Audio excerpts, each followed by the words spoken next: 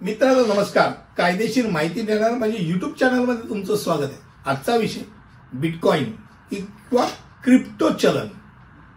अनेकांना बिटकॉइन किंवा क्रिप्टो चलन म्हटल्यानंतर पटापट पैसे मिळवणारं एक कुठचं तरी चलन आहे आणि या चलनाबद्दल कुठेतरी बंदी आहे, कुठेतरी खूप पैसे कमवलेला माणूस ऐकायला येतो, बघायला मिळतो. नक्की काय उत्सुकता असते. तर बिटकॉइन हे डिजिटल चलन आहे, ज्याला क्रिप्टो चलन देखील म्हणतात, ज्याची विक्री वस्तू किंवा सेवांसाठी विक्रेत्यांसोबत केली जाऊ शकते. ते बिटकॉइन पेमेंट म्हणून स्वीकारतात. बिटकॉइनसह धारक मध्यस्थ म्हणून केंद्रीय प्राधिकरण किंवा बँकेशिवाय वस्तू किंवा सेवा खरेदी, विक्री आणि देवाणघेवाण पण करू शकतात. भारताने क्रिप्टो चलनांना बेकायदेशीर म्हणून वर्गीकृत केलेलं नाही, परंतु ते कायदेशीर निविदा म्हणून मान्यता प्राप्त पण नाही. क्रिप्टो चलनांवर बंदी नाही, परंतु ग्रे झोन मध्ये ते अस्तित्वात, हे डोक्यात राहू दे. बिटकॉइन ही विकेंद्रित डिजिटल पेमेंट प्रणाली आणि चलन आहे. बिटकॉइन वित्तीय प्रणाली किंवा सरकारी प्राधिकरणांशिवाय चालते आणि त्यासाठी वित्तीय संस्थांच्या सहभागाची आवश्यकता नसते.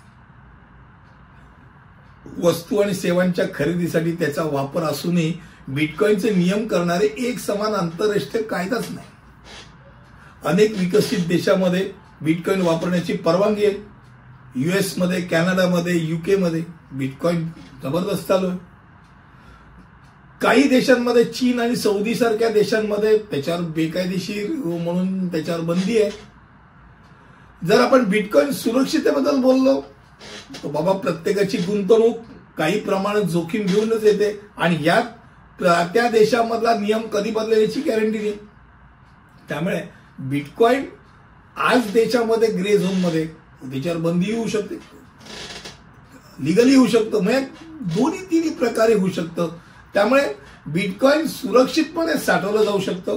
संभाव्य जोखमींमध्ये ते अस्थिरता आणि संभाव्य नियमांचा प्रभाव त्याच्यावरती समावेश असतो. म्हणजे तुम्ही कुठच्या देशात आहात, त्या देशाचा काय नियम अचानकरित्या लागू होईल हे तुमच्या डोक्यात राहू द्या. बिटकॉइन तुम्ही आज जसं आपण शेअर मार्केटमध्ये शेअर गुंतवल्यानंतर ते येतं की बाबा तुम्ही शेअरमध्ये गुंतवलं, तुमच्या याच्याप्रमाणे गुंतवा.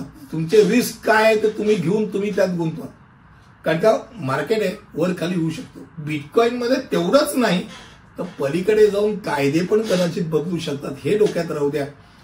बिटकॉइन आणि क्रिप्टो चलन विषय फार मोठा आहे. छोट्या स्वरूपात तुम्हाला आज त्याची माहिती दिली. पैसे कमवण्याचं पैसे कमवत जातातच आहे, पण शेवटी कमवण्याच्या हव्यासापोटी आपले पैसे कुठेतरी अशा ठिकाणी गुंतवू नका की जिथनं तुम्हाला पैसेच परत मिळणार नाही, हे डोक्यात राहू द्या. आणि उघडे डोळे ठेवून नक्की कुठे गुंतवता, काय गुंतवता त्याचा अभ्यास करूनच मगच तुम्ही त्या ह्याच्यात उतरा, असा माझा तुम्हाला सल्ला आहे. आज बिटकॉइन किंवा क्रिप्टो चलन या विषयावरती आजचा व्हिडिओ मी बनवला. पुढच्या व्हिडिओमध्ये असंच काहीतरी माहितीपूर्ण घेऊन येईल. तिथपर्यंत इथेच थांबतो. धन्यवाद.